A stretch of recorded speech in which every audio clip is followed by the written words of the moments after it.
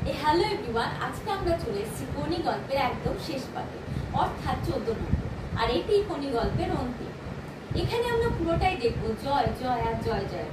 আর এই জয়ের শিরোপা পেতে গেলে একটা মানুষকে যে কত রকম বাধা বিপত্তির সম্মুখীন হতে হয় তারই সুন্দর উদাহরণ এই কোনি গল্পের মাধ্যমে মতিনন্দী কিন্তু আমাদের সামনে তুলে ধরেছে।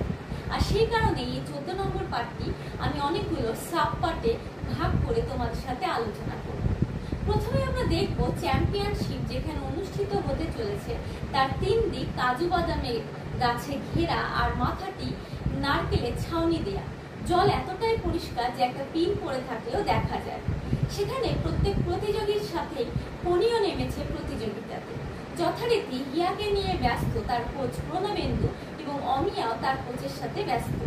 অন্যদিকে এখানে কিন্তু ফিতিশের স্টপ ওয়াচ নিয়ে অনুপস্থিতি কোনিকে মনে মনে কাঁদাবে।